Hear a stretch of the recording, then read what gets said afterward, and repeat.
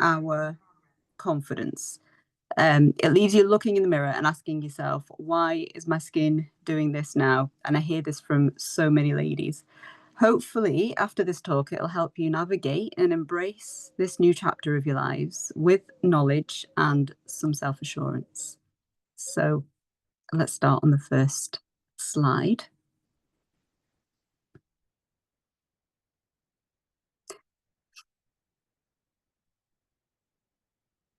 So this is my introduction. So if we can just move on to the next slide, that's great. Thank you.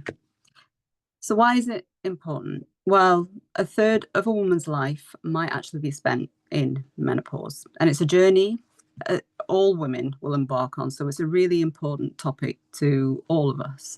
It can negatively impact work. It can cause many women to have to often reduce hours or quit completely. And bear in mind, once you actually reach the menopause, you only have about an average of 10 to 15 years left in your workplace to make it really count. So this slide shows it perfectly, how some of these symptoms that are very common in menopause can really affect women in the workplace, such as if you're getting hot flushes, night sweats, or heavy and painful periods. It can really significantly affect how comfortable you feel at work, especially as it is so physically uncomfortable. Excessive sweating. So, for example, if you're soaking through your clothes, how embarrassing that must be, and the frequent trips to a washroom that you have to take. Obviously, you feel a lot less confident around your colleagues. If you've not been sleeping well due to insomnia, it can make you feel really irritable. It can make you feel fatigued, moody. It can cause you to have headaches and difficulty in concentrating the next day. And more complicated conditions like depression, anxiety, UTIs, and other serious conditions like osteoporosis all have an effect in the workplace. So how can a workplace support women during the menopause? So some of these points that I'm going to go through seem so far away from what is offered in most workplaces, but I thought it was an important thing to discuss. Probably in an ideal scenario, what should really happen? So it's important to raise awareness and to reduce the stigma. Menopause training to managers should be offered, and staff, to foster understanding of what happens during this time. It's important to normalise conversations around women to make them feel safe discussing symptoms or adjustments without embarrassment. So in some workplaces, rarely, there are some menopause-friendly policies. So they include menopause in HR policies, like ideally flexible working, uniform adaptations, or sick leave. Ensuring policy clearly outlines support options and easy access to them. In an ideal world, would be able to offer things like flexible working options, allowing for hybrid work, flexible hours, break adjustments during flare-up days, for example, if you're having insomnia or hot flushes, anxiety. But we are all too aware that in reality, this is a struggle to implement. Making environmental adjustments, however, is much easier and can make such a huge difference to a lot of ladies during this period. So providing access to fans or temperature controlled workspaces, ensuring there's toilet access, because urinary frequency is often a big player during this time, cold water access and good ventilation, offering occupational health support, enabling private discussions with a trained manager or an occupational health lead, and those people being able to signpost ladies to GPs or menopause specialist services. Mental health and wellbeing support is very important during this time, so CBT resources or counselling. And in some establishments, they do allow wellbeing days when symptoms are really severe, and they're not classed as sick leave. Another thing that's quite easy to implement is uniform or workwear adaptation. So offering breathable fabrics or alternatives to restrictive uniforms. Next slide, please. So menopause, is a hormonal shift that can affect almost every symptom in the body. And the symptoms vary from woman to woman. And some areas cite more than 20 or more than even 66 different symptoms. So it's really important to understand them, not just medically, but also how they affect confidence, relationships, and day-to-day function. And this is just an example of a few of them, but the list in some places and some citations are endless. But let's break them down to the most common ones. So the firstly, cognitive and emotional symptoms like anxiety, brain fog, mood swings, and depression is very common during this time. Vasomotor symptoms like hot flushes, night sweats are the most well-known symptoms, and typically one of the top reasons why people seek help from a GP. Sleep disturbances can cause fatigue, physical and musculoskeletal symptoms like joint pains. Other things like urogenital and sexual health, like vaginal dryness, decreased sex drive, and change in your periods. And lastly, skin, hair, and body changes, which I'll go into more detail in the following slides. There are long-term health concerns. So bone density declines during estrogen loss, and it does increase the risk of osteoporosis and increases the risk of fractures. Higher cardiovascular risk is also something else that happens over this time. And that's why menopause care isn't just about your symptoms, it's about protecting long-term health. So these symptoms aren't just part of getting older, they're medical, they're hormonal, and they deserve proper support.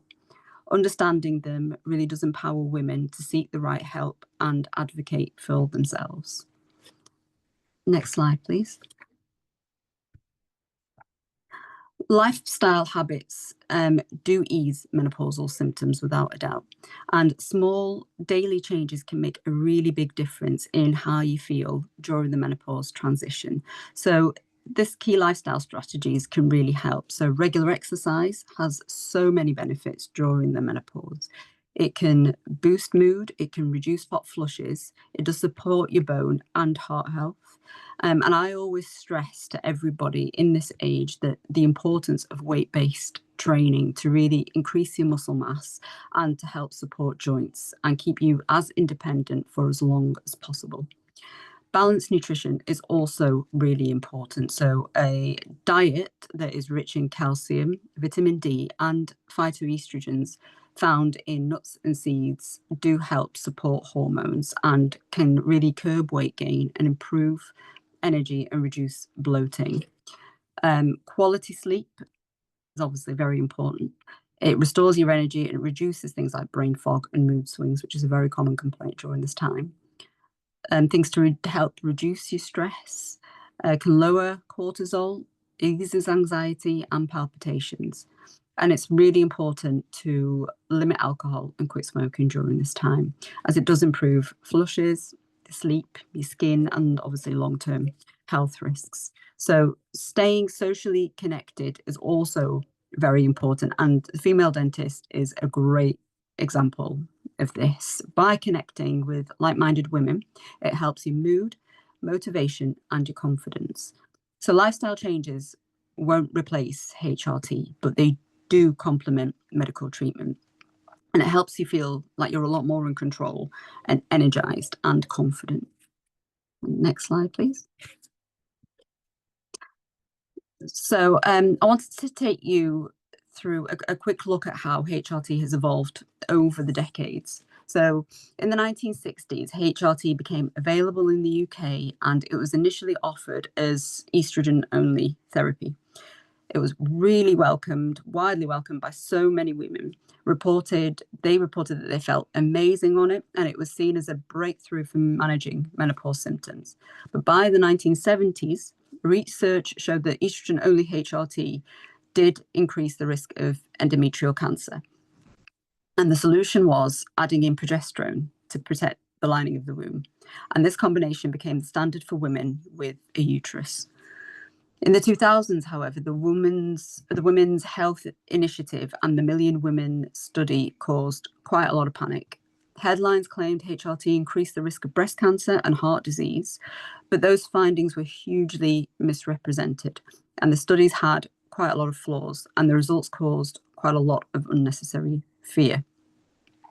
And I remember when I started as a GP 15 years ago, that it was always a heart sink patient that came in requesting HRT back then, because you knew after this study the risks of breast cancer, and it was always something that you really pushed towards women to try and almost help put them off using HRT and gave them other alternatives.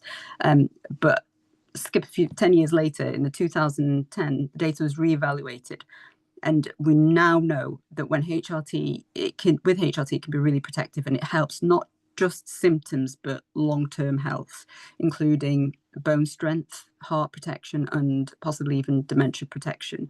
And it's something now that we try, and as long as women don't have any contraindications, we try and support women with and help push that for them as an option, and not withhold that from them, because it is such an important treatment during this time. The narrative around HRT has changed hugely, and it's no longer about fear. It's about personalised, evidence-based care. Next slide, please. So the differences between NHS versus private menopause treatment and HRT, and I'll want to really highlight what the differences are between the two. So this slide compares HRT options across the NHS and private sector, and it focuses mainly on access, on safety, and the types of hormones used in the NHS and in the private sector. So NHS HRT uses body identical hormones. So for example, estradiol gel, patches, and micronized progesterone, which is usually the mainstay as a GP that we offer. These are regulated, they're evidence-based, and they are safe. However, there is obviously a limited choice into what you can have. You have shorter appointments with a GP, but it's affordable and it is effective. Private appointments, however, you have faster access to them. They are longer consultations, and you do have wider options. So they include both regulated body identical and compounded bioidentical hormones. Body identical is safe and it's evidence-backed. Compounded bioidentical HRT is very much a bespoke thing, but it is unregulated with a lot less safety data. The bottom line is that body identical HRT, which is available in both sectors, is the safest and most effective option. And compounded bioidentical HRT is not recommended by NICE due to the lack of evidence. So a little bit more information around body identical HRT. So these are pharmaceutical grade, NICE recommended, and it's available on the NHS and privately. And you may have heard of these already, and some of you might be already using them, such as estradiol in gels, estragel, patches, Everol or Estradot, and sprays like Lenzetto, and micronized progesterone, such as Utrogestan capsules, oral or vaginal. So there's also testosterone that we offer, like Testogel, which is used off-label for women in the UK. So these actually match the exact structure of hormones naturally produced by the human body, and that's why they're called body identical hormones. However, compounded bioidentical HRT is unregulated, and it's in the private sector only. They're custom made by big private pharmacies, often as creams, trotches, pellets, or even lozenges. And they are mixed hormones like estriol, DHEA, and pregnenolone. And doses and combinations are tailored per private saliva or hormone tests. So they're not MHRA approved, they're not regulated, and there is no large scale safety data, and it's not recommended by the NHS or NICE. So I just really wanted to kind of cover that, because a lot of people do ask those questions when they do come to see me as a GP, what the differences are. Next slide, please. So moving on to hormones and skin and what the link is. So hormones play a really vital role in skin health, especially during key life stages like puberty, pregnancy, and menopause. And estrogen supports skin firmness and hydration. It stimulates collagen, elastin, hyaluronic acid. When levels drop, like in the menopause, and we do see signs like fine lines, dryness, and thinning, and skin loses its firmness during this time. Next slide, please. So the other two key hormones, apart from estrogen, is progesterone and testosterone. So progesterone, on the other hand, helps with sebum production, so skin barrier integrity and tissue repair. But imbalances can often contribute to sensitivity, eczema, or breakouts. The other hormone is testosterone. So testosterone is often thought as a male hormone, but it is also present in women, and it plays a really key role in skin function. So it influences sebum, oil production, and it can lead to acne, congestion, or oily skin when levels are really high. So many women who've had clear skin go crazy because they've had clear skin for years and are surprised when suddenly they start breaking out at the time of the menopause. And adult acne is a real thing. So one key reason is the drop in estrogen. So estrogen normally helps block the conversion of testosterone into its more potent form, DHT, a hormone that increases oil production and can clog pores. So as estrogen levels fall, DHT activity can rise, especially around the jawline, chin, and lower face. And this is often an area that, if you have acne in this area here, is often related to hormonal shifts. So even in women who've never had spots as teenagers, it's a really frustrating but very common part of that hormonal shift. Next slide, please. So the emotional impact on women is huge. Often they feel like they don't recognize themselves anymore when they look in the mirror, and they often feel really uncomfortable in their own skin. Social pressures from society or the media to continue looking youthful is a real problem, and it feeds into self-confidence. It can really affect relationships. So it's really at this point when commonly patients come to see me with my other hat on, which is an aesthetics doctor.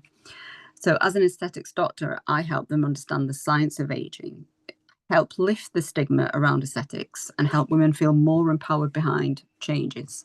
So unfortunately, it's often women who judge other women for having aesthetics treatments. But the truth is that confidence is really personal. It's something that helps you feel more like yourself. Then there's no shame, absolutely no shame in doing it. Empowerment means supporting each other's choices and not policing them. Next slide, please. So when assessing facial aging, I always like to show patients these pictures. I think it really helps them understand what happens. So I always take a 3-layer approach and show patients so that they understand anatomy and why certain treatments are chosen. So I like to look and show them what happens to your bone, which is on your left, the lower left picture, your fat pads, which is in the middle, and your skin on the right, and how these changes in these areas as we age take us from an inverted triangle where you have most of your fullness when you're youthful in your mid-face, compared to as you age, the triangle flips and you have all your heaviness in your lower face.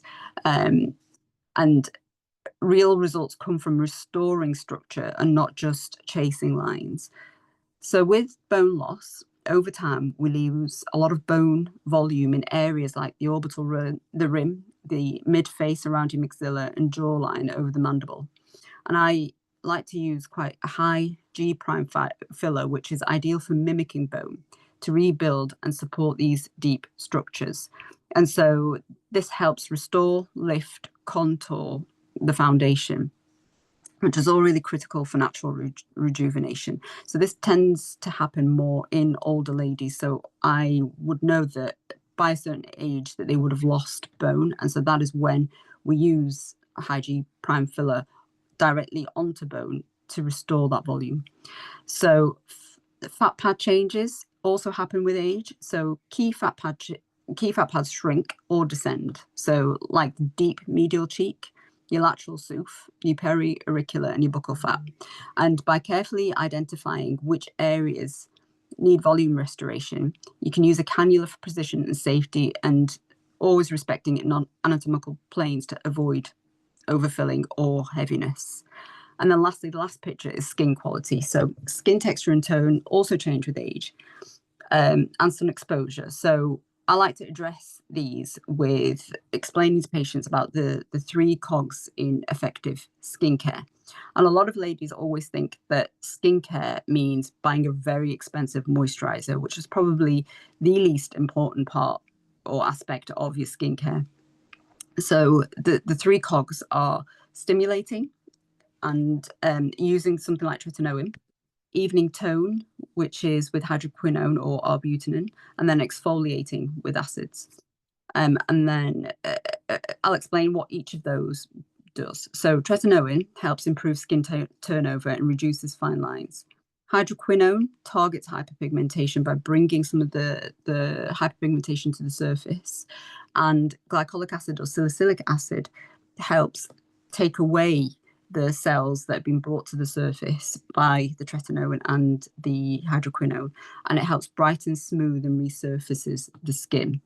And lastly, and the most important step in anyone's skincare should be daily sunscreen, which is an SPF of 50 or more. It's the thing that will help you reduce wrinkles over the long run. UVA damage, which can help produce wrinkles, happens even in cloudy days in the winter in Manchester. So it's really, really important that that is used every single day. So alongside these treatments, then there's often, I can recommend other things like microneedling sessions, polynucleotides, skin boosters. All these things help boost collagen and improve elasticity and support long-term skin regeneration. So my goal is to restore harmony to the face. It's never trying to change how you look, but bring back what time essentially is taken away. Next slide, please. So these two ladies have had two beautiful journeys, and they are tailored to their individual needs. So on the left, this lady's had 10 mils of dermal filler, which sounds quite a lot, but when it's strategically placed, it restores structure, which was lost through bone resorption and fat pad depletion. Enhancing her contours, it lifted the face and achieving a really nice natural balance without looking overdone. And on the right, this lady's had 6 mils of filler. She's had toxin treatment and microneedling sessions. She had more of a multi-step approach, and it focused more on subtle volume restoration, softening expression lines, and improving skin texture and glow overall. So 2 different journeys, but the same destination, which is refreshed, confident, and very natural. Next slide, please. So I'm a big advocate for wanting to take the stigma out of aesthetic medicine. I really believe it's not about vanity, but it's more about confidence, well-being, and preventative care. So aesthetic medicine is an extension of healthcare and should be seen that way. It restores what time has taken: bone, fat, skin integrity, and we support physical, emotional, and psychological wellness during this process, because feeling good in your skin is part of feeling well. And the idea isn't to make you look like you did 10 years ago, because no one can do that. The goal really is to help you look the strongest, freshest, most confident version of you today, balanced, empowered, and evolving gracefully. Next slide, please. So that is the end of my talk. Thank you very much. I'm happy to answer any questions now, or if you want to ask any questions in the future, these are my contact details. Thank you very much, and I hope you found the talk informative. I'm happy to take any questions.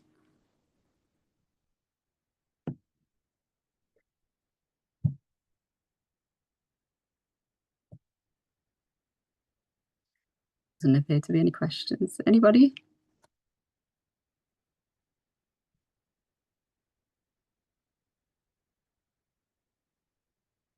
No? Well, if anybody's got any questions in private that they would like to send to me, then the details are all on there. and please get in touch. Thank you.